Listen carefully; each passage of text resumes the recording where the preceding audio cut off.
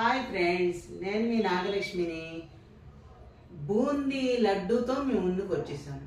బూందీ లడ్డు ఒకసారి చెప్పాను. ఇది కూడా మా వాళ్ళు అడిగారు. 3 రెసిపీలు అడిగారు వాళ్ళు. సరే మీరు చూసుకుని చేసుకోండిరా అని చెప్పలేక మళ్ళీ పెట్టడం జరుగుతుంది అనమాట. బూందీ లడ్డు ఏం చేయాలి, బాగా బూందీ దూసేయాలి. ఫస్ట్ పలచగా కలుపుకొని శనగపిండి, మరీ పలచగా కాదు. బూందీ లడ్డూకి మరీ పలుచగా కాదు. అందులో బియ్యపిండి వేయకూడదు, పచ్చి శనగపిండే వేయాలి. బాగా కలిపేసేసి ఇలా ఇది ఉంటుంది కదా గరిట, ఆ గరిటలో వేసి ఇంకో గరిటతో ఇలా ఇలా ఇలా ఇలా ఇలా అంటే తోకలు లేకుండా మూకుడంతా పడిపోతుంది. దాన్ని తీసుకుని మనం దాంట్లో వేసేయాలి. ఏం చేయాలి, ఒక డబ్బాడు ఏమో మనం పిండి కలిపామా, 2 డబ్బా, ఒకటికి 2 డబ్బాలు,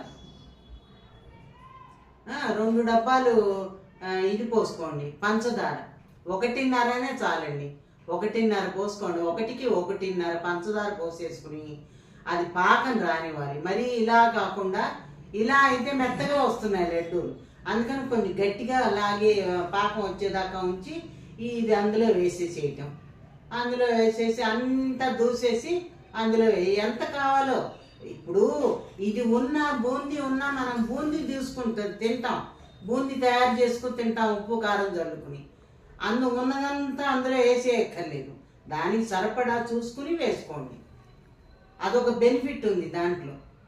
మనం కాస్త బూందీ ఉంచుకొని వేసుకోవచ్చు. ఈ బూందీ మనకి పనికొస్తుంది. సో అంతా వేసేసి చక్కగా కలిపేసి అందులో ఫుడ్ కలర్ ఉంటుందండి. సీసాల్లో మంచి ఫుడ్ కలర్ ఉంటుంది. అది లైట్గా వేసి కొంచెం వేసి తర్వాత కర్పూరం, పచ్చ కర్పూరం బాగా నూరి ఇంత పచ్చ కర్పూరం వేయాలి. అల్లం పచ్చిమిరపకాయలు వేయాలి. బొబ్బట్లో కూడా అల్లం పచ్చిమిరపకాయ వేయాలండి.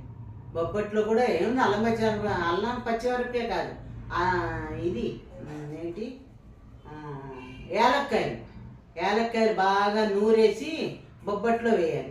అలాగే ఇందులో కూడా బూందీ లడ్డూలో కూడా ఏలక్కాయ వేయాలి, పచ్చకర్పూరం వేయాలి, రంగు కొద్దిగా వేయాలి. వేసేసి బాగా కలిపి అక్కడ పెట్టేస్తే కొంచెం సేపు ఆరాక ఉండలు చుట్టేసుకోవడమే. అంతే, ఉండలు చుట్టేసుకుని రెడీ పెట్టుకోవడమే.